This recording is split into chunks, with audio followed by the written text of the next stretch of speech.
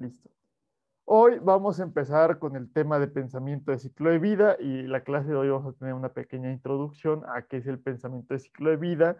Vamos a ver la estructura más general de lo que es el ciclo de vida y ya después las siguientes clases lo vamos a ir aplicando a las construcciones o a la ingeniería civil. En general, cuando hablamos de ciclo de vida, vamos a hablar de ciclo de vida de un producto.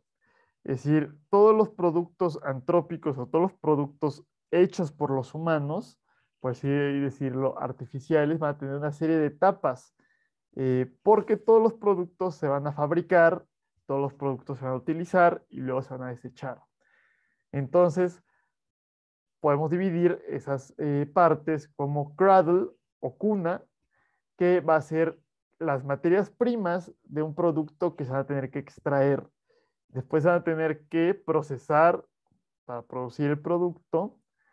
Van a llegar a lo que vamos a llamar la compuerta, que es donde sale de la fábrica y se empieza a vender o se empieza a utilizar.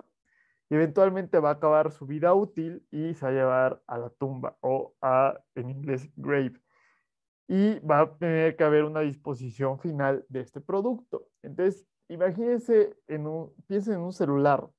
Un celular tiene una cantidad de materias primas enormes, ¿no? Tiene muchos metales, minerales raros, petróleo para hacer las partes plásticas, entonces hay hierro, oro, níquel, cobalto, y todos estos productos salen de las minas, y en las minas realmente ni siquiera se extrae como tal el hierro, se extrae lo que es la mena, que es una roca, que tiene un mineral de hierro, pero el hierro realmente es menos del 1% de esta roca y esa mena se tiene que procesar para extraer el hierro puro.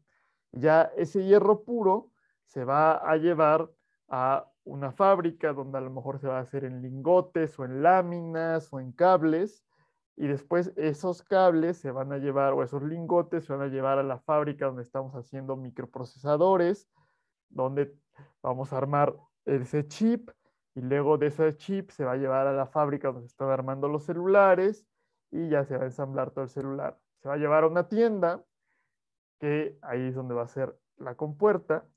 En la tienda alguien lo va a comprar y lo va a estar utilizando 6 meses, un año, 3 años, y eventualmente el celular se va a dejar de utilizar y se va a tirar a la basura. Y esa basura puede tomar muchos caminos, ¿no? Idealmente se reciclarían los materiales que se pueden reciclar, pero muchas veces simplemente se va a ir a un relleno sanitario. Y el relleno sanitario esperamos que sea estable durante una importante cantidad de años, pero lo que puede pasar en los rellenos sanitarios es que va a haber lixiviados de ciertos productos tóxicos como de mercurio, y si no está bien hecho el relleno sanitario, puede haber filtraciones al subsuelo. Y así van a haber emisiones contaminantes en la atmósfera, en el agua y en la tierra. Todos los productos van a seguir este tipo de ciclo de vidas. Y lo ideal para evitar tener esta extracción y esta disposición, pues es estar reutilizando y reciclando, que van a estar cerrando ciclos en esta parte. Y en cada etapa del uso del producto van a haber cierta cantidad de insumos y cierta cantidad de desechos que se van a estar emitiendo. Los edificios van a seguir el mismo proceso porque necesitamos extraer ciertos materiales como los ladrillos, pero los ladrillos tienen barro, entonces el barro se tiene que extraer de una mina, el concreto pues viene de la piedra caliza y de los bancos de materiales. Después vamos a construir el edificio y el cliente nos va a pagar y va a estar utilizando ese edificio durante 50, 100 años y en algún momento el edificio va a dejar de ser útil y se va a tener que demoler. Y esos productos de la demolición van a tener que ir a algún lado. Idealmente se tendrían que reciclar, pero muchas veces lo que pasa es que van a rellenos sanitarios o incluso a tiraderos ilegales. Entonces es muy importante que muchas veces solamente pensamos en qué pasa cuando se está utilizando el edificio y pensamos que la sustentabilidad solamente va en esa parte de la utilización. Ya hemos visto que para lograr tener un ahorro de energía en el uso, pues hay que tener una planeación correcta y un diseño adecuado con estas estrategias bioclimáticas. Pero justamente en estas clases siguientes vamos a hablar de cómo podemos lograr o mejorar la sustentabilidad de un edificio desde la extracción de las materias primas, durante el proceso constructivo, cuando estamos demoliendo o remodelando el edificio y con la disposición final de toda esta materia que va a tener el edificio. Entonces, cuando pensamos en cualquier producto, en este caso un edificio o en un material de la construcción, tenemos que pensar en todo su ciclo de vida útil, desde la cuna hasta la tumba, para poder pensar en todos los impactos que va a tener a lo largo de ese ciclo de vida y cómo podemos lograr la sustentabilidad, no en una parte puntual, sino en todos los diferentes pasos que va a tener nuestro producto. Tradicionalmente hemos tenido lo que se conoce como una economía lineal. La economía tiene muchas definiciones, la ciencia económica, pero la que más nos es útil en este sentido es el estudio de la distribución de los recursos escasos. Es decir, suponemos que los recursos que tenemos y que necesitamos no son ilimitados, entonces como no alcanza para todos, se tienen que distribuir de cierta manera. Y eso es lo que le da el valor monetario o económico a ciertos productos. La pregunta aquí surge de por qué consideramos o por qué son escasos esos recursos. Y en la economía tradicional, esa escasez se cuantifica en cuanto a la oferta y la demanda. Entre más gente quiere comprar el nuevo iPhone, más escaso es el nuevo iPhone y por eso sube su valor. Pero rara vez nos preguntamos si las materias primas realmente son escasas. Es decir, si hay suficientes materiales en la tierra para producir todos los iPhones que queremos nosotros comprar, o si hay suficientes materiales en la tierra para construir todos los edificios que queremos construir. Entonces, hemos ignorado qué tan escasos son esos recursos desde la cuna. Entonces, en un enfoque de ciclo de vida, esta economía lineal extrae, produce, utiliza y dispone.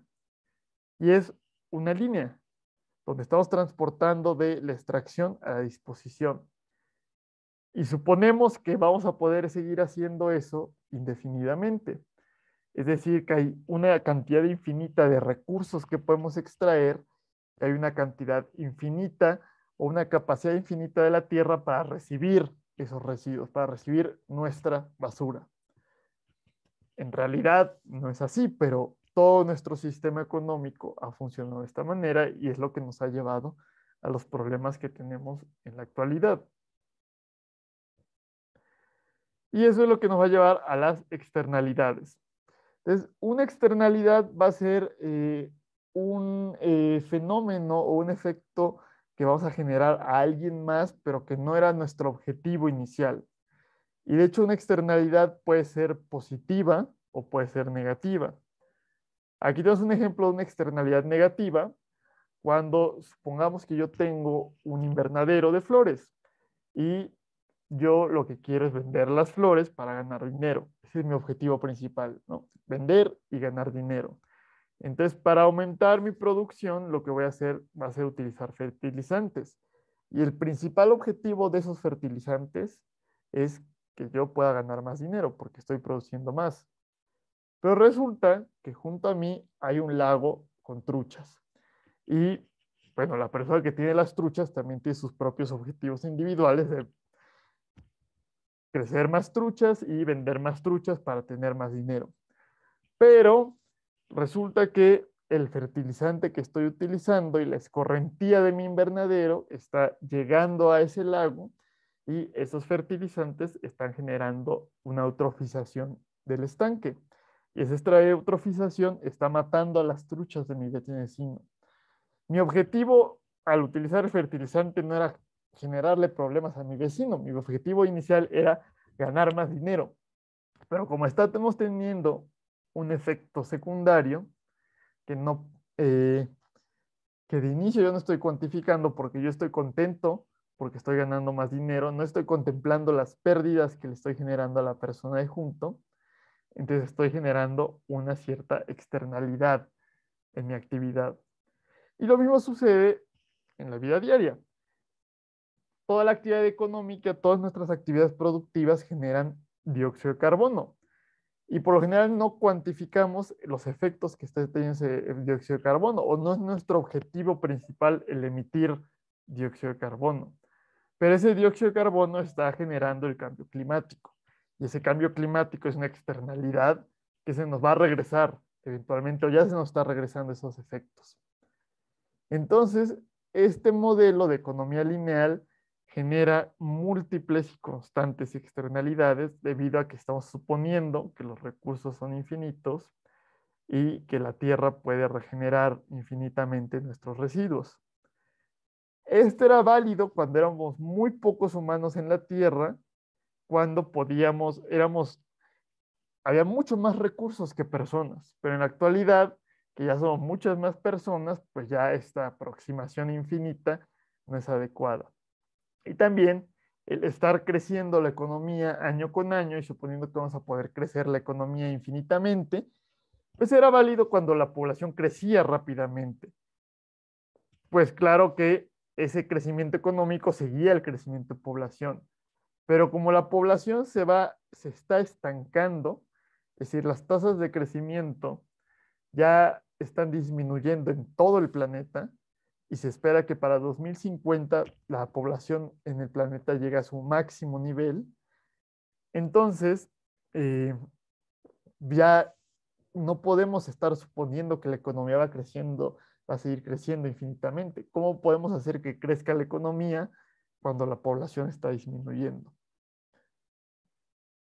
Entonces, pues el sistema económico tradicional que hemos tenido, pues ha generado una enorme cantidad de externalidades, como el cambio climático. También tenemos el problema de la capa de ozono que lo hemos resuelto más o menos, la acidificación del océano, y aquí los que vemos en rojo son los que se han ido a niveles más graves, pérdida de biodiversidad, cambio de uso de suelo, eh, hemos hecho cortocircuito en los ciclos biogeoquímicos de nitrógeno y fósforo, contaminación del aire, y eso se nos regresa con escasez en los propios recursos. Perdemos salud, perdemos agua potable, perdemos perdemos se vuelve más desigual, hay mayor desigualdad en la sociedad y eso va generando fricciones en nuestra sociedad y puede generar un colapso eventualmente, que es a lo que nos está llevando el sistema actual que tenemos.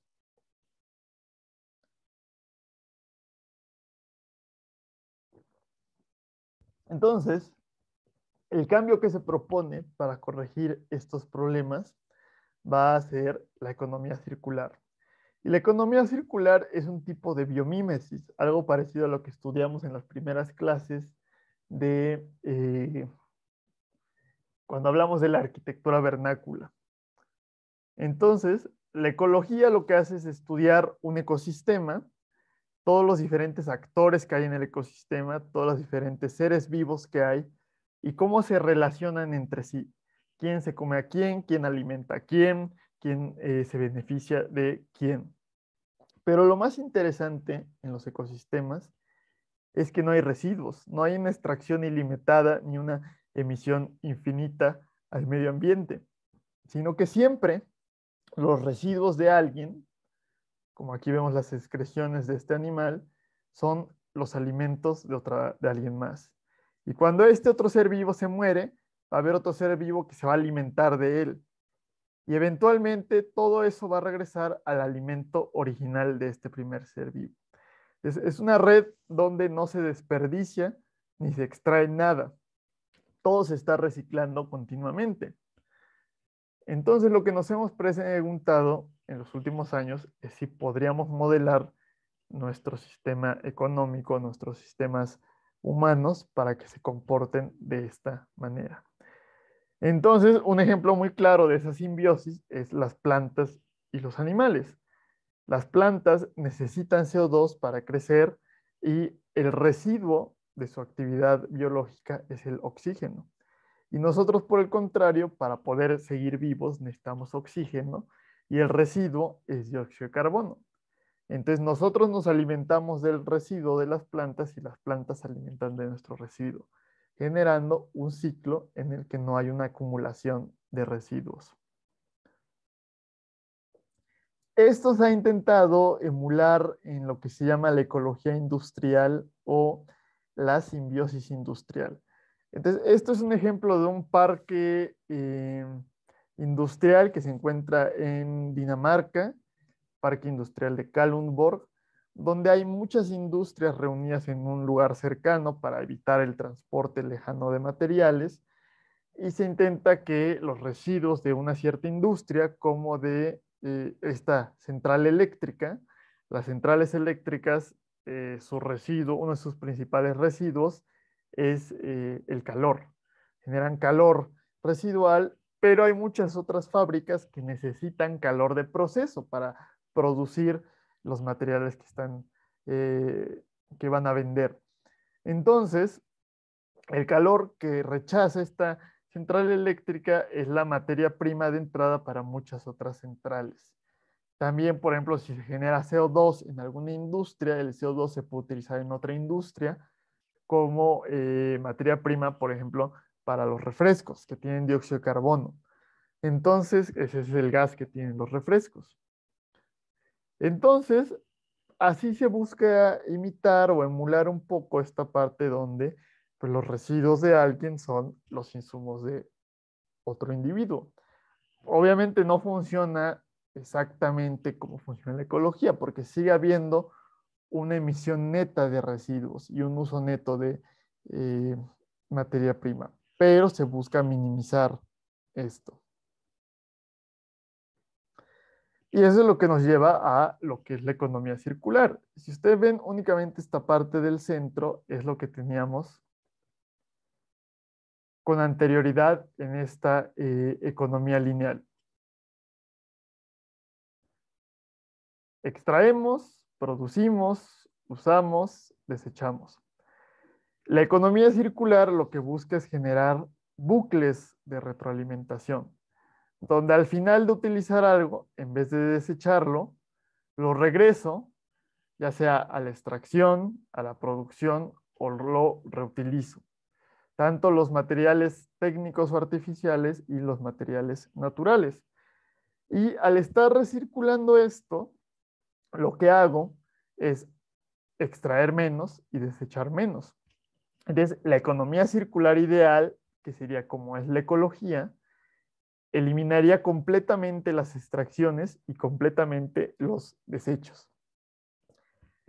Esto es utópico y no puede suceder, pero la idea es minimizarlo a tal punto que alcancemos la capacidad de regeneración natural de los sistemas de la Tierra.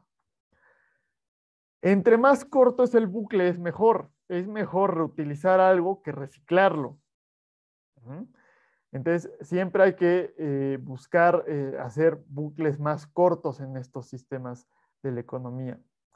Y eso nos lleva a la idea del ciclo de vida. En vez de tener un ciclo de vida lineal, donde extraigamos y desechemos, en vez de desechar, al final del ciclo de vida, vamos a regresar. Y entre más corto pueda ser ese retorno, es decir, en vez de reciclar mi celular, si lo puedo reutilizar o seguir utilizando más tiempo, va a ser mejor. Y la idea va a ser aplicar esto a los edificios. En vez de demoler un edificio, la idea va a ser reutilizarlo, remodelarlo o desmantelarlo. Y la idea va a ser utilizar materiales de la construcción reciclados. Entonces vamos a hablar de eso con un poco más de detalle más adelante. Entonces, uno de los principales elementos en esta economía circular, primero es el reuso, el poder reparar las cosas, y luego el reciclaje. Por alguna razón a veces se tiene la idea de que es malo el reciclar. He llegado a escuchar mucho eso, que es peor reciclar que no hacerlo.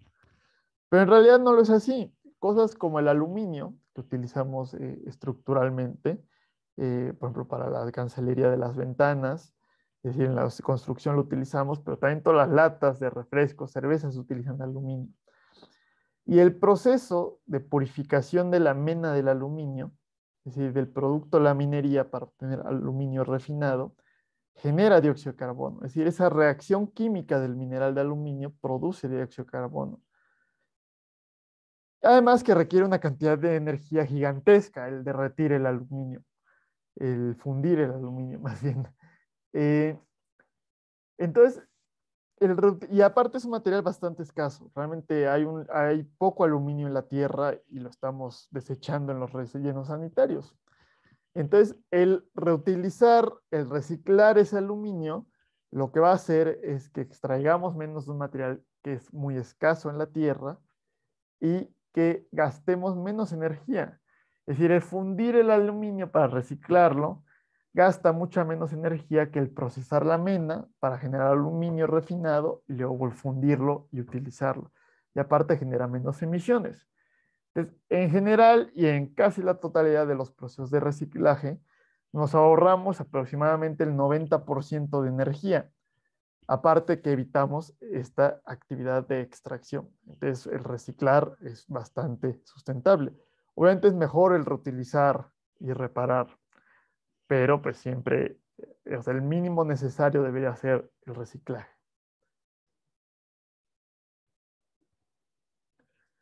Entonces, este pensamiento de ciclo de vida nos puede ayudar cuando tenemos un cierto producto que se utiliza que sabemos que no es muy sustentable.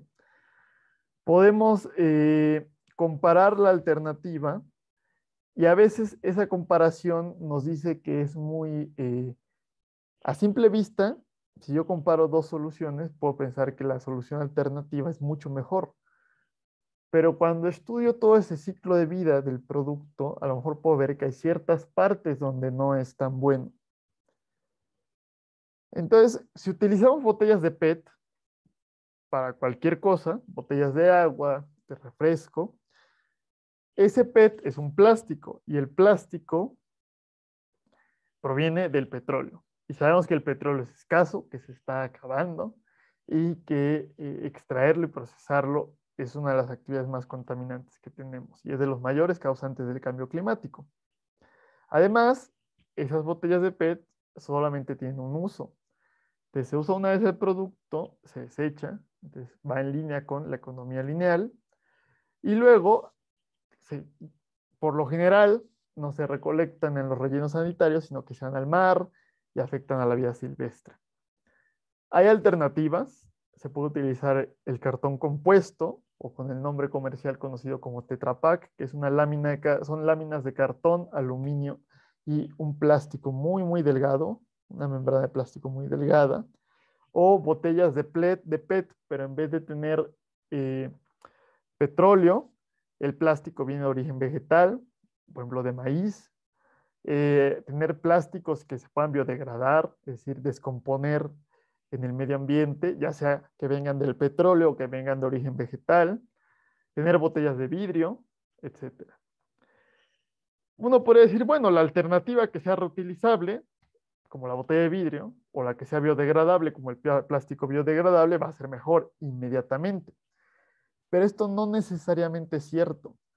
Las botellas de vidrio pesan mucho más que las botellas de PET y al transportarse, pues van a generar un mayor consumo de combustible en los camiones.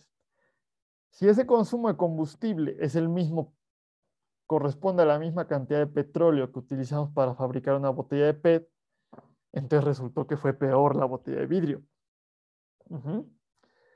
O si el plástico es biodegradable, pero resulta que requiere más energía para fabricarse, pues entonces puede ser peor que el PET. Entonces, no es tan fácil el decir que una cosa es mejor que otra. Hay que hacer un estudio de todo ese ciclo de vida para poder ver qué alternativa va a ser mejor. Y aparte, no solamente es suficiente tomar en cuenta un solo impacto ambiental. No es suficiente contemplar cuál emite más CO2 o cuál emite menos. También tenemos que tomar en cuenta cuál utiliza menos agua, cuál utiliza menos energía, cuál genera menos residuos. Entonces, este ciclo de vida nos va a ayudar a lograr una evaluación más amplia en la parte ambiental. Y de hecho, no lo vamos a estudiar, eh, pero hay algo que se llama el análisis de ciclo de vida, que es algo parecido a las manifestaciones de impacto ambiental, pero tomando en cuenta todo este pensamiento de ciclo de vida de la cuna a la tumba. De hecho, ya en la nueva carrera de ingeniería ambiental hay una materia optativa de análisis de ciclo de vida.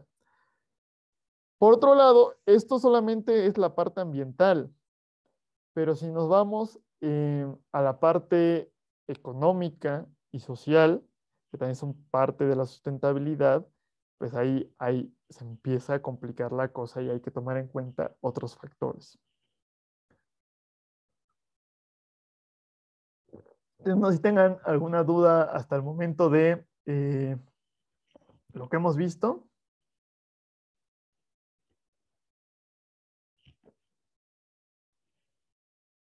Y si no, vamos a continuar y vamos a hablar un poco de esto, que espero que se los hayan comentado en alguna de las otras clases de ingeniería ambiental, pero si no, igual aquí como en unas 4 o 5 clases vamos a hablar un poco en general, de qué es la sustentabilidad, qué es el desarrollo sostenible y cómo entran las actividades de la ingeniería ambiental dentro de ese desarrollo sostenible. La sustentabilidad no solamente se refiere a la parte ambiental. La parte ambiental es uno de los 3 elementos de la sustentabilidad. Pero si cuidamos el medio ambiente, pero no nos aseguramos que haya una equidad social, no puede ser sustentable. O también si no es económicamente viable a largo plazo. Entonces, la sustentabilidad se compone de 3 pilares, que es la parte social, la parte económica y la parte ambiental. Y nosotros como ingenieros civiles o ingenieros ambientales, por lo general nos encargamos de la parte ambiental. Y es lo que estamos viendo en esta clase. Estamos estudiando principalmente la parte ambiental. Pero no hay que olvidar que hay otros 2 elementos muy importantes que muchas veces como ingenieros no vamos a poder atacar, sino que vamos a tener que trabajar de manera interdisciplinaria, transdisciplinaria con otros profesionistas. Entonces, no hay que olvidar que aunque hemos hablado principalmente de esta parte ambiental, hay otros 2 elementos que si los olvidamos, si no los tomamos en cuenta, no vamos a lograr realmente la sustentabilidad. Y vamos a dar un ejemplo de ver cómo podemos tomar en cuenta únicamente la parte ambiental y no ser sustentables. Entonces vamos a hablar del veganismo brevemente. No me voy a meter en la parte ética, que también es una justificación muy importante para el veganismo, sino que voy a hablar ahorita únicamente de la parte de estos 3 elementos, social, económico y ambiental. Pero hay otro elemento ético también, que es una discusión bastante compleja. No estamos ahorita para discutirlo. Entonces, si nos vamos únicamente por la parte ambiental, el ser vegano, simplemente es, en la parte dietética, corresponde a el comer, no comer ni consumir ningún producto de origen animal. No solamente se refiere a la parte dietética, sino que hay una parte de estilo de vida, ¿no? O sea, el veganismo no es una dieta, sino que es en general un estilo de vida. Pero si nos vamos a la parte de la dieta, donde únicamente comemos productos de origen vegetal, en realidad tiene muchos beneficios ambientales, y eso lo vamos a ver un poco la siguiente clase cuando hablemos de huella de carbono y huella hídrica. Vamos a ver que los alimentos vegetales requieren muchísimo menos agua, suelo, y emiten una fracción muy pequeña de los gases de efecto invernadero eh, eh, que emiten los alimentos animales, ¿no? O sea, la carne. Y por eso, pues tiene un impacto mucho más pequeño. Esto de LCA se refiere al análisis de ciclo de vida, pero vamos a ponerlo aquí ambiental.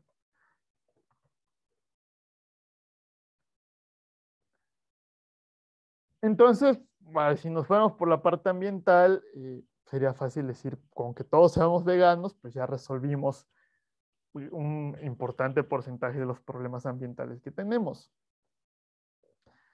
Cuando lo vemos un poquito más amplio y pensamos en el ciclo de vida, y no solamente en la parte ambiental, sino pensamos en la parte económica y en la parte social, vemos que hay cierta cantidad de problemas con el que todos nos volvamos veganos. Si la idea también es consumir alimentos locales para disminuir ese transporte de los alimentos y tener menores emisiones, pues no va a ser sencillo ser vegano en todos los lugares del planeta. En lugares muy áridos o inhóspitos, como en los desiertos, o muy al norte, como en Islandia, lo único que va a crecer va a ser un pasto muy ralo, y ese pasto no lo podemos comer nosotros. De la tierra no nos puede dar alimentos, pero esa tierra sí puede alimentar animales con los cuales nos podríamos alimentar posteriormente nosotros, en ciertos lugares del planeta. No es posible tener una agricultura que nos permita alimentarnos. También es posible ser vegano y tener una dieta completa y saludable, pero eh, hay que dedicarle tiempo y estudiar mucho sobre nutrición.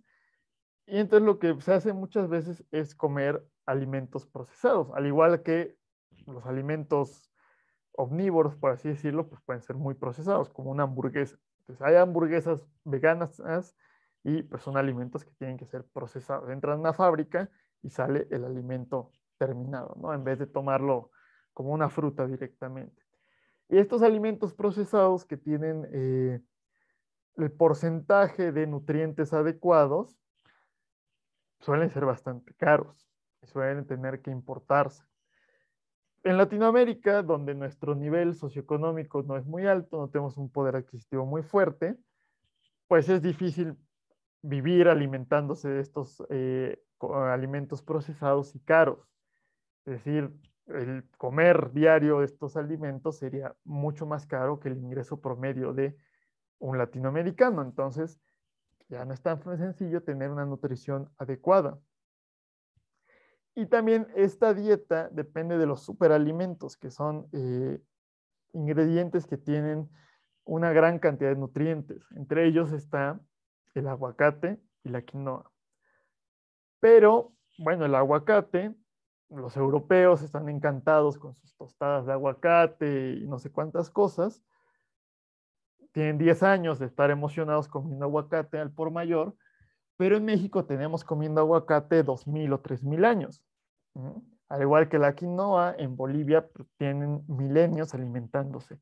Y es muy importante en la dieta de nuestros países y culturalmente pues también juega un rol primordial. El problema es que la demanda en países desarrollados ha hecho que aumente mucho el precio de estos alimentos en los países de origen. Entonces, las personas que llevan milenios comiendo estos alimentos y que culturalmente es muy importante, ya no los pueden comer. Entonces, los comen los europeos, pero los mexicanos ya no podemos comer aguacate. Además, la producción de estos alimentos tiene importantes problemas sociales.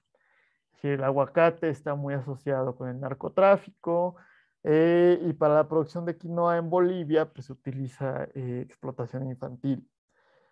Entonces, bueno, pues a lo mejor no estoy matando animales porque estoy comiendo aguacate, pero pues sí estoy matando personas indirectamente, ¿no?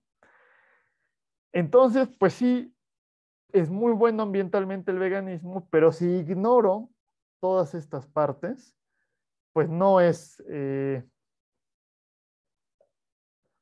ético, ¿no?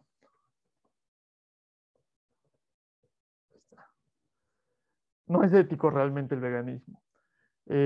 Tengo que contemplar cómo estoy afectando socialmente, globalmente a los países, a los otros países, cómo otras sociedades pueden o no pueden consumir estas dietas y también si es económicamente viable para todos.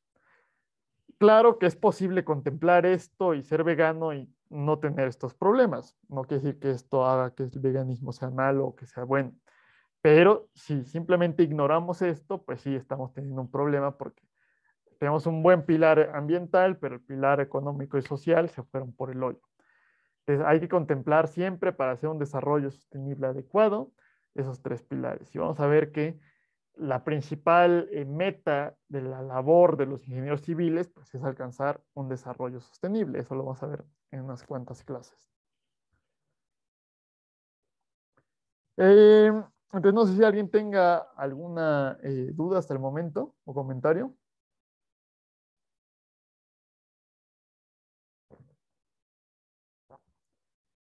Si no, vamos a ver un problema que tenemos por acá. Cuando hablábamos del ciclo de vida de un producto, dijimos que hay de la cuna cuando extraemos todos los materiales a la tumba cuando los disponemos. Pero hay un punto intermedio cuando sale de la fábrica y lo empiezo a utilizar, es decir, donde se pasa del productor al usuario. Y eso es gate o la puerta o la compuerta.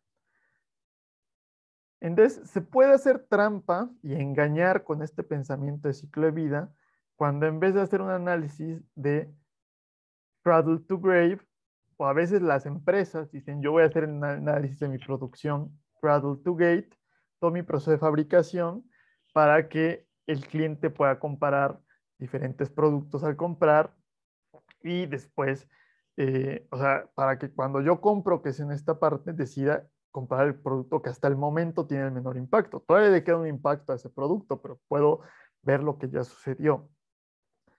Se puede hacer trampa y hay que tener cuidado porque eso es el greenwashing, cuando realmente lo único que hago es gate to gate, ¿no? Entonces, solamente en mi fábrica yo voy a disminuir el impacto dentro de mi fábrica, pero ignorando lo que ya pasó antes de la extracción de los materiales. Y vamos a tener ese primer ejemplo que aparece ahí en la presentación. Resulta que hay una empresa de ensaladas, es decir, que vende, o sea, compra todos los insumos y fabrica las ensaladas, las vende ya a lo mejor en un empaque y uno la compra para comerlas, ¿no? Como en el súper. Y la empresa le interesa hacer un análisis de qué tan sustentable es. Entonces, estudia todos sus flujos y todos los procesos que tiene, flujos de materiales, y va a ver, se da cuenta que el producto que tiene el mayor impacto va a ser la ensalada de papas, porque el lavado de las papas consume una cantidad gigantesca de agua. Entonces, el uso de agua de la empresa es exorbitante. Y después la empresa saca un segundo estudio diciendo que tuvieron una disminución en 80% del consumo de agua y que por eso son extremadamente sustentables. No, no hay nadie más sustentable que esta empresa de ensaladas. Cuando nos damos cuenta, vemos que la empresa sigue vendiendo la ensalada de papas y las papas pues siguen estando limpias, no las compra uno y tienen tierra. Entonces uno diría, ah, bueno, invirtieron para que el proceso de lavado de las papas fuera mucho más eficiente, pero resulta que no. Ahora la empresa ya no lava las papas, la empresa compra las papas lavadas. Entonces, pues sí, la empresa directamente pues ya no está consumiendo agua. Es otra empresa la que la está consumiendo. Ajá. Pero mi ensalada de papas como tal sigue teniendo el mismo impacto porque se siguió utilizando la misma cantidad de agua. Entonces la empresa no se volvió realmente más sustentable ni el producto. Eh, y esa es una forma de engañar y decir que estamos siendo más sustentables.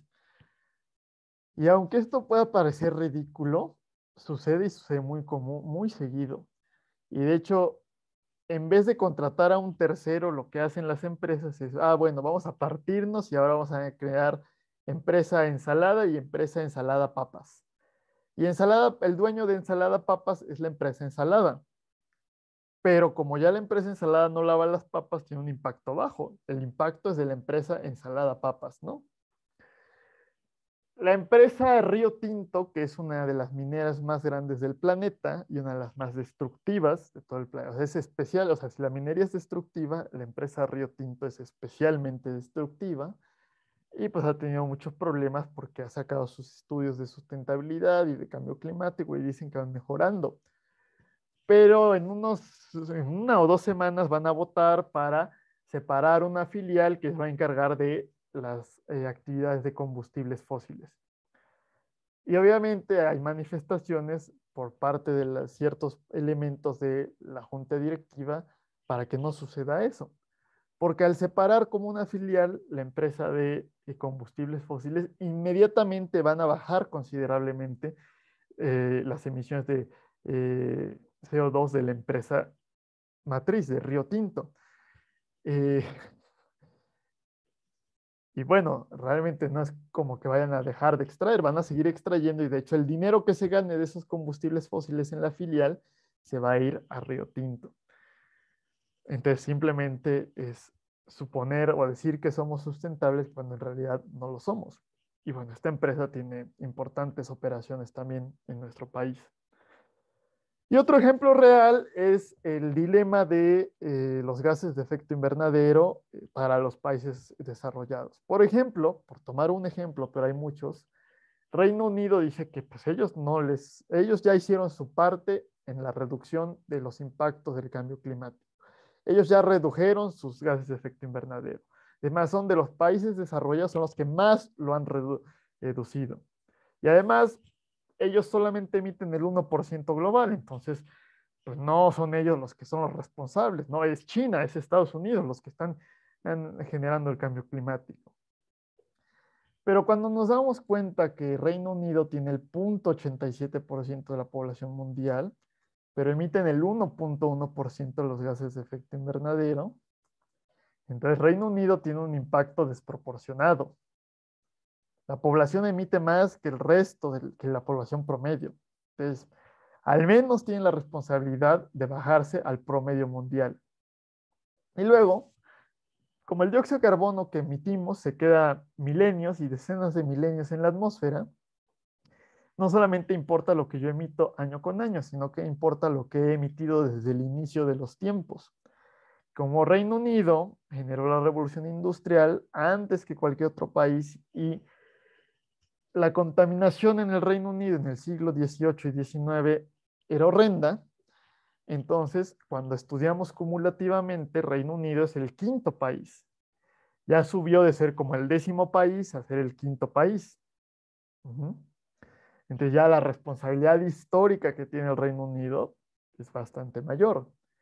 Y luego resulta que en los 50 pues habían muchas acereras y muchas cementeras y concreteras en el Reino Unido y había mucha construcción en el Reino Unido.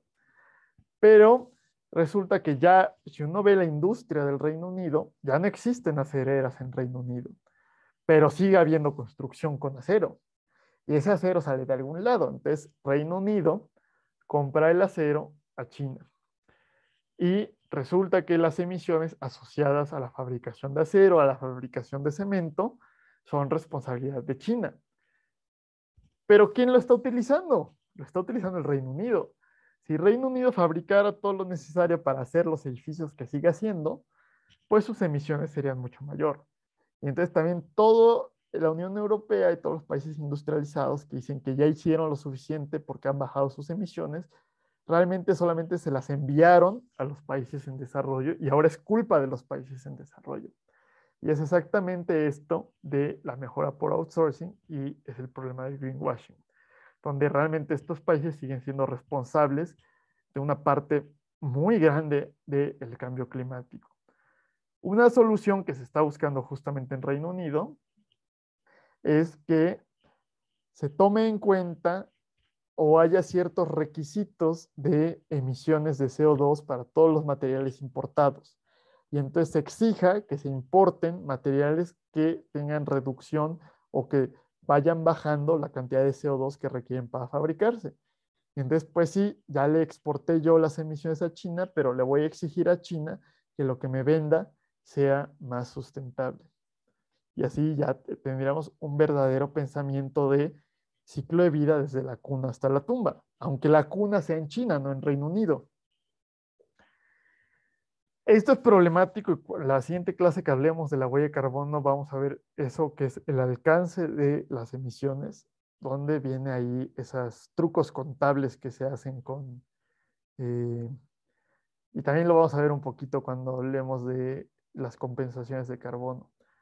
Ahí como se hacen algunos trucos en las cuentas para decir que sí se es sustentable cuando realmente no se es tanto.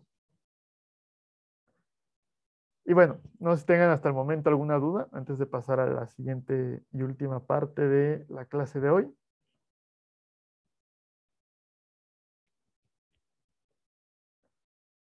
Si no, vamos a entrar, como les comenté por acá, cuando evaluábamos el ciclo de vida de varios productos y cuando estudiábamos el impacto que iba a tener ese producto, les dije que no solamente podíamos hablar de qué tanto CO2 emitió o qué tanta agua utilizó, sino que hay que tomar en cuenta todas las diferentes categorías de impacto. Probablemente, y más bien deberían haber estudiado, y espero que se los hayan enseñado, varias de estas categorías en sus clases de ingeniería ambiental. Seguramente hablaron de la eutrofización, qué lo generaba, eh, probablemente hablaron un poquito del smog o de las eh, reacciones fotoquímicas, es decir, las contaminaciones en el aire que hay, y de la acidificación que también puede ser, ¿no? Sobre todo, principalmente han hablado de la eutrofización, pero en realidad podemos cuantificar una cantidad de impactos enorme. Entonces, ahorita les voy a mencionar algunos para que vean qué tantos hay que tomar en cuenta y que realmente no se trata solamente con reducir el CO2 que estamos emitiendo. Hay impactos de uso de recursos y hay impactos de emisiones. Es decir, si vemos por acá, tenemos un impacto de qué tanto utilizamos y de qué tanto enviamos de regreso a la Tierra. Entonces, con uso de recursos, déjame ver, ok, sí. Tenemos, por ejemplo, qué tanto petróleo extraemos, qué tanto carbón extraemos y utilizamos, qué tanto gas, qué tanta tierra utilizamos, qué tanto hacemos un cambio de uso de suelo. Y en la parte de emisiones, pues van a ser qué tanto emitimos sustancias químicas que van a tener un impacto. Por ejemplo, que van a generar el efecto invernadero, que va a aumentar las temperaturas del planeta, la eutrofización, que aumenta la cantidad de nutrientes en los cuerpos de agua y disminuye la cantidad de oxígeno. También hay eutrofización en la tierra, que depende de qué tanto fosfato emitimos. El efecto invernadero depende de qué tanto CO2 emitimos. La acidificación tanto del suelo como de el agua, que entre más ácido, pues se mueren los animales que hay ahí, que depende de qué tantos sulfatos emitimos. El fotosmog y el ozono troposférico en las ciudades, que es lo que hace esas natas cafés que vemos en la Ciudad de México. Y bueno, cada categoría de impacto pues viene asociada a ciertas sustancias químicas y tiene unas unidades en las que se va a medir. Para dar nada más un ejemplo, vamos a ver cómo se comporta el cambio climático. Entonces, la categoría que estamos estudiando es el cambio climático. Y lo que vamos a hacer cuando estudiamos un producto, por ejemplo, un celular, o cuando estudiamos un edificio, vamos a hacer un inventario. Y vamos a cuantificar cuánto CO2 se emitió en todas las etapas del ciclo de vida, cuánto metano, cuánto óxido nítrico se está emitiendo, cuánto NO2, N2O, que también es un gas de efecto invernadero muy fuerte, los clorofluorocarbonos, que también son del ozono, pero también son gases de efecto invernadero, etcétera, ¿no? Entonces hacemos una cuantificación en cuántas toneladas emitimos en todo el ciclo de vida y pues eso va a ser la cantidad de gases de efecto invernadero. Vamos a tomar diferentes sustancias químicas y las vamos a categorizar como gases de efecto invernadero y las vamos a cuantificar. Y luego el IPCC, que vamos a verlo la siguiente clase un poquito con más detalle, que es el panel intergubernamental del cambio climático, tiene unos estudios donde le llaman el modelo base de 100 años. Que es decir, en 100 años, ¿cuánto va a calentar cada kilogramo de CO2 que emite? Emito un kilogramo de CO2 y a lo largo de 100 años va a generar cierto calentamiento. Y eso se mide con un indicador que va a ser la fuerza radiativa infrarroja. ¿Sí? ¿Cuántos watts por metro cuadrado captura ese CO2 y eso aumenta la temperatura de la atmósfera? Esto de watts por metro cuadrado, pues esa densidad de flujo que hemos estudiado al inicio del semestre. Y resulta que esa fuerza radiativa infrarroja es diferente para cada gas de efecto invernadero. Para poder comparar todos, vamos a trabajar con los kilogramos equivalentes de CO2. Es decir, vamos a ver qué múltiplo del impacto del CO2 tienen estos otros gases y lo vamos a convertir todo a CO2. Entonces, en ese caso, la potencia del calentamiento global del CO2 es de 1, pero la potencia del metano es de 28. Es decir, cada kilogramo de metano genera un calentamiento equivalente a 28 kilos de CO2. Entonces, aunque estos gases estén en concentraciones mucho menores que el CO2, su impacto es mucho mayor. Y todo lo convertimos a CO2 para poder dar un solo número que nos va a decir cuál es el impacto. Y eso lo vamos a hacer con la eutrofización, donde vamos a convertir estos compuestos, los NOxes, el amoníaco, lo vamos a convertir a fosfatos.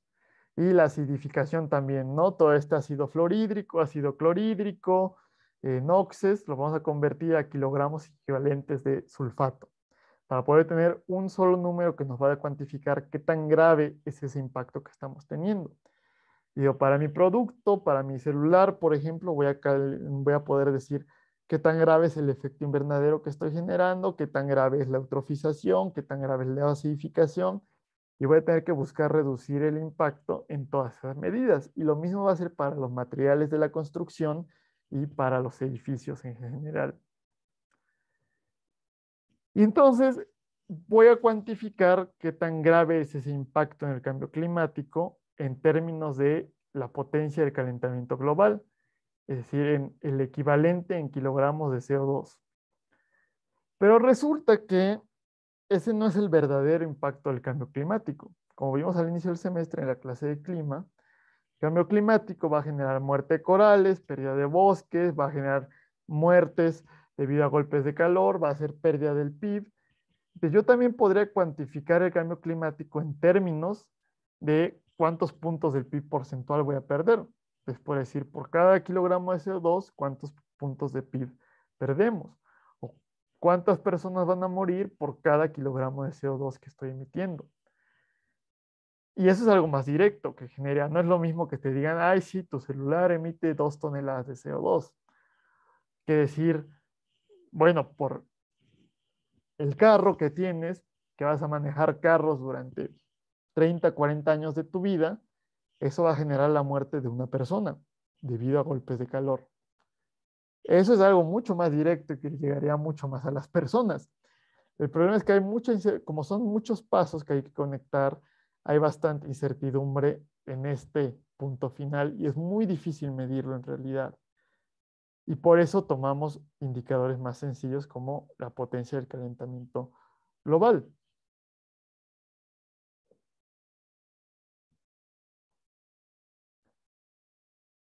Y bueno, esto es lo que ya les había mencionado por acá, donde para cada categoría, como la acidificación, van a ver dentro de nuestro inventario de emisiones que va a tener nuestro producto en todo su ciclo de vida. Vamos a tomar varias sustancias químicas, que algunas se comparten, algunas tienen varios efectos, como los NOxes, y vamos a entrarlo en la categoría de inventario de acidificación. Y lo que toma en cuenta esa acidificación es la cantidad de protones que se liberan. Entonces, tomamos una sustancia de referencia, que va a ser el sulfato, vemos cuántos protones libera el sulfato y le damos un valor de 1. Y para las otras sustancias vemos qué múltiplo de los protones que libera el sulfato es, y vemos si es 20, si es 30, si es 0.5 y sumamos todo. Para la eutrofización tomamos diferentes sustancias y lo que vamos a medir va a ser el efecto de fertilización. Entonces vemos qué tanto fertiliza el fosfato y en múltiplos veo los NOxes, a lo mejor fertilizan 20 veces lo que el fosfato. Entonces, pues cada kilogramo de NOx equivale a 20 kilogramos de fosfato.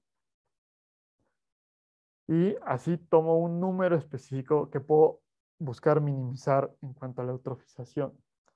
Y en cuanto al cambio climático, como ya les comenté, lo que medimos es el CO2 que forzamiento radiativo genera en watts por metro cuadrado, y eso le doy un valor de 1, y al metano veo cuántas veces genera, qué tan grande es relativo ese forzamiento radiativo contra el CO2, y es alrededor de 28 veces mayor. Entonces va a equivaler cada kilogramo de metano a 28 kilogramos de CO2. Y así ya puedo ir cuantificando dónde puedo ir reduciendo ese impacto en diferentes categorías y o puedo al comprar un producto, decir voy a comprar un ladrillo y ese ladrillo, ¿qué tanto va a impactar en la acidificación, en la eutrofización, en el cambio climático? Eso es en cuanto a las emisiones.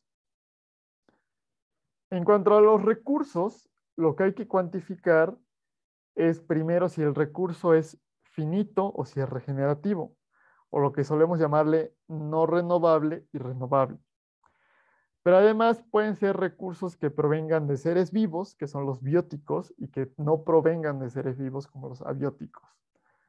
Por ejemplo, los combustibles fósiles no se regeneran, se tardan 500 millones de años en regenerarse, entonces no son regenerativos. Y tampoco vienen de seres vivos en escalas de tiempo cortas, ¿no? O los minerales, por ejemplo. Entonces son abióticos y son finitos. Pero el agua dulce, que tampoco es algo vivo, es abiótica, pero pues el ciclo del agua está constantemente recirculando y reciclando, entonces hay una cantidad continua que se está siendo suministrada de agua dulce, entonces sí es regenerativa. Y de los recursos vivos, por lo general solemos pensar que son regenerativos, es decir, las maderas, los alimentos como el maíz, por ejemplo, eh, todo esto, la tela, como el algodón, solemos pensar que es regenerativo. Y en general sí lo es, si la tasa de extracción es menor a la tasa de recuperación. Entonces, especies amenazadas y maderas tropicales, por lo general las consideramos que son finitas. Y entonces, así como en la fabricación a lo mejor de no sé, la loseta cerámica que vamos a utilizar en nuestra terraza, pues se van a emitir ciertas sustancias y eso va a ser el impacto que va a tener ese material. Por ejemplo, si utilizo acabado de madera o en la cimbra de la construcción, pues voy a estar utilizando recursos regenerativos. Y la maquinaria de la construcción va a estar utilizando eh, combustibles fósiles. Y la fabricación del concreto requiere agua dulce. Entonces, esa agua dulce, no puedo utilizar agua salada para hacer concreto. Entonces, esa agua dulce también estamos utilizando recursos en la construcción y hay que cuantificarlos para poder medir el impacto en los recursos abióticos, en los bióticos, en los finitos y en los regenerativos. Como de tiempo, vamos bien. Entonces, hay un recurso especial que es muy importante y no se suele hablar mucho, que es el uso de suelo. Desde el uso de suelo se refiere a si hay un edificio en cierto terreno de suelo, si hay una calle, si hay un cultivo, si hay un bosque. Te resulta que menos del 3% de la superficie terrestre ha escapado la actividad humana. Cuando tenemos un terreno que ha escapado por completo la actividad humana, que son muy, muy, muy pocos, le vamos a llamar un uso de suelo aemeróbico, que corresponde a un terreno completamente natural. Y por el contrario, cuando tenemos un edificio, cuando tenemos una calle, una banqueta, que es algo totalmente artificial, le vamos a llamar un uso de suelo metahemeróbico o artificial. Y todo ese gradiente intermedio que tenemos van a ser los usos de suelo hemeróbicos. Entonces, por ejemplo, un bosque, que por lo general los bosques pues tienen influencia humana, o un pastizal donde a lo mejor pueden haber eh, ganado pastando, le vamos a llamar un nivel mesohemeróbico. Incluso un parque nacional, si ustedes van, no sé, a los dinamos, pues no es totalmente natural. Tiene cierta administración humana y le vamos a llamar oligohemeróbico. Los cultivos pueden ser beta euhemeróbico o alfa euhemeróbico, dependiendo de qué tan orgánico es ese cultivo. Y las áreas verdes en las ciudades, como los parques, eh, las canchas de fútbol, que son cuasi artificiales, le podemos llamar polihemeróbicos. Y por lo general, es tanto el impacto que hemos tenido en el uso de suelo en las ciudades, que contener algo cuasi artificial, es decir, contener un pasto que no existe de ninguna manera en la naturaleza, suponemos que ya tenemos áreas naturales o áreas verdes, aunque eso simplemente es un uso de suelo polihemeróbico. Entonces, naturalmente, la construcción, pues si yo voy y hago un desarrollo urbano que está a 50 kilómetros de la ciudad, donde resulta que había la mitad del terreno era bosque, y voy a construir un condominio horizontal, entonces estoy convirtiendo de un uso de suelo mesohemeróbico a un uso de suelo metahemeróbico. Y si la otra mitad eran cultivos de maíz, estoy convirtiendo de un uso de suelo alfa euhemeróbico a un metahemeróbico. Obviamente es peor ir del meso al meta que ir del alfa euhemeróbico al meta, ¿no? O sea, es peor perder el bosque que perder el cultivo de maíz, pero en general es malo. Y a lo mejor en mi condominio horizontal voy a dejar pues un par de áreas verdes, ¿no? Unos jardines, a lo mejor jardín en cada casa un poquito, y voy a dejar un jardín central, ¿no? Entonces eso va a ser polihemeróbico, pero aún así voy a cambiar de meso a poli y de alfa hemeróbico a poli. Es decir, incluso esas áreas verdes tienen un impacto de cambio de uso de suelo. No podemos suponer que dejamos parte del terreno natural y que con eso es bueno. Entonces, en cualquier proyecto, pues habría que cuantificar qué área estamos convirtiendo de cierto nivel hemeróbico a otro nivel hemeróbico. Y no solamente en eso, para fabricar el concreto, pues la fábrica de concreto, donde se mezclan las materias primas, utiliza cierta cantidad de hectáreas. Y el banco de materiales de la grava y el de arena utiliza cierta cantidad de hectáreas. Y donde está la fábrica de cemento utiliza cierta cantidad de terreno. Y la mina de piedra caliza utiliza otro terreno. Y todos esos terrenos fueron convertidos de cierto nivel natural o seminatural a un nivel más artificial. Entonces, no solamente es el impacto directo que está teniendo mi construcción o mi proyecto, sino el impacto indirecto en todo el ciclo de vida desde la extracción de los materiales. Y también cuando demuela el edificio y lo tenga que mandar a un relleno sanitario, ese relleno sanitario está teniendo un cambio de uso de suelo.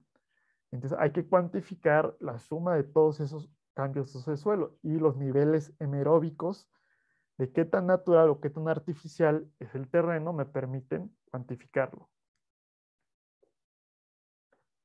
Y por último, vimos que hay las categorías de emisiones. Cuantificamos qué tanto se emite y ya calculamos un numerito que me dice qué tan grave es. Las de recursos, que simplemente calculo cuánto estoy utilizando. Y el uso de suelo, ¿no? Que veo cuánto terreno utilizo y de qué uso a qué uso lo estoy cambiando, y ya puedo tener esa categoría. Hay otras categorías que son categorías más difíciles de cuantificar, complicadas, pero no por eso son menos importantes. De hecho, pueden llegar a ser de las más importantes, pero como son difíciles de medir, se suelen ignorar y simplemente pretendemos que no existen. Entonces, tenemos por un lado la biodiversidad, que va a depender de todas estas conexiones, o sea, no solamente es la cantidad de especies que hay, sino la cantidad de individuos, la complejidad entre las relaciones que tenemos, todo eso es la biodiversidad. Y al perder especies, al disminuir las poblaciones, pues todo eso disminuye la biodiversidad. En general es difícil saber cuántas especies hay en un ecosistema para poder saber qué tanto se vio afectado.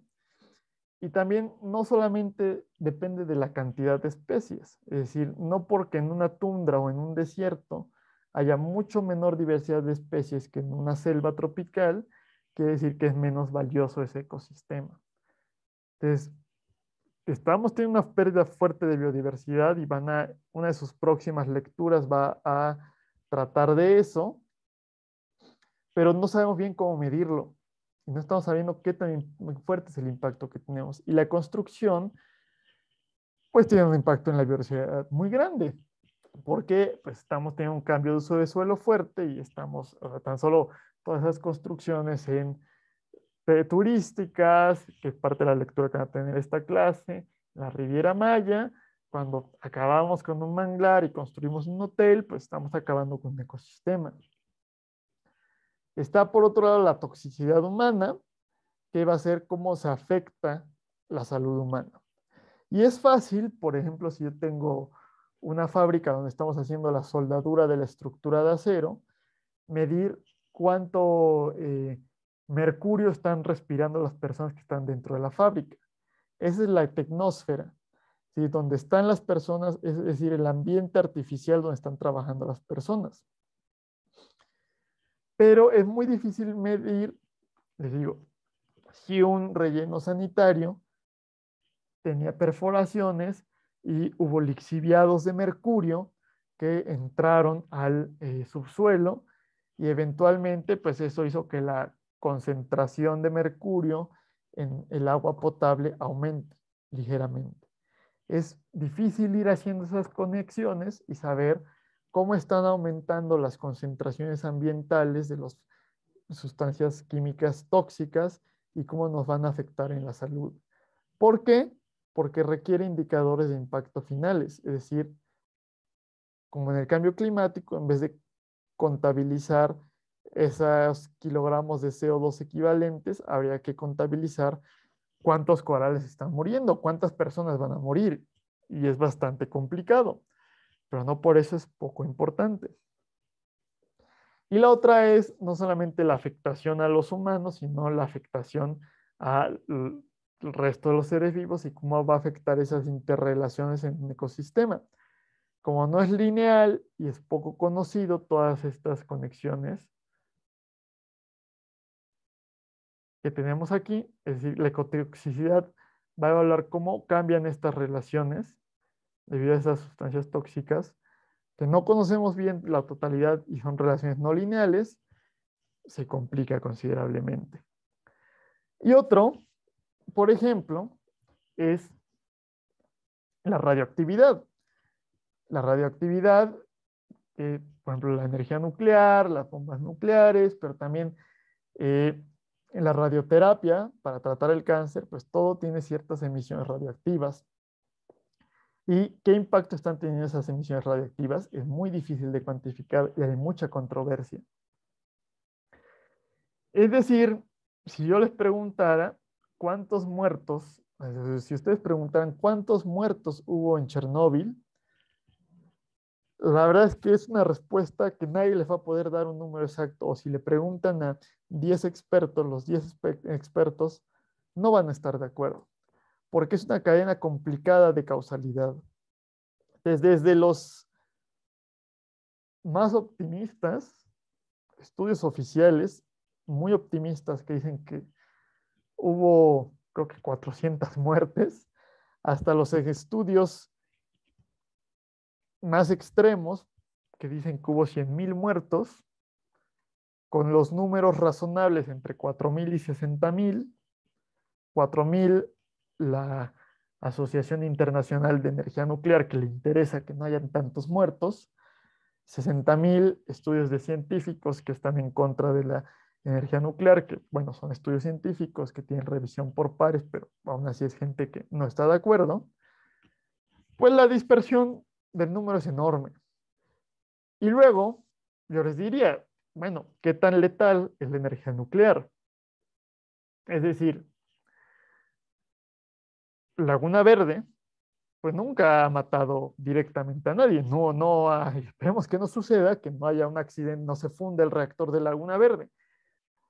Pero es decir, no le debería tocar a Laguna Verde una proporción de los muertos de Chernobyl, porque es energía nuclear. Y el problema de Chernobyl fue un accidente de la energía nuclear.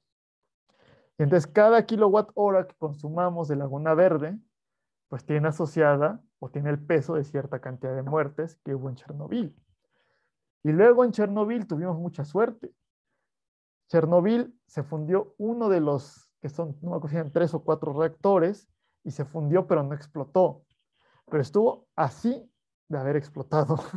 Entonces, el próximo accidente del tipo de Chernobyl, porque el de Fukushima fue un accidente 100 veces más leve que el de Chernobyl, pero es probable y eventualmente va a haber otro Chernobyl, vamos a tener la suerte de que no explote o si va a explotar. Y si Chernobyl hubiera explotado, pues la mitad del este de Rusia sería inhabitable durante los siguientes 100.000, 200.000 años. Entonces, ¿cuál es realmente el riesgo y las muertes asociadas a esa energía nuclear? Y luego, si yo les digo que un número razonable a lo mejor de las muertes en Chernobyl fue 40.000, pero que el peor accidente en una central hidroeléctrica en China mató a 200.000 personas y en Estados Unidos otro mató a 50.000 personas, y solamente ha habido un Chernobyl, pero han habido 10, 20 presas hidroeléctricas que han fallado y han matado a decenas de miles de personas. Resulta que la energía hidroeléctrica es mucho más letal o tiene muchas más muertes asociadas que la energía nuclear. Y luego, la energía carboeléctrica, las plantas térmicas de carbón, si uno contabiliza la cantidad de muertes debido a la calidad del aire y las muertes debido al cambio climático, o incluso si quitamos las del cambio climático que dijimos que son difíciles de medir, pero las de calidad del aire sí son más directas, hay 20, 30 millones de muertos debido a la energía carboeléctrica.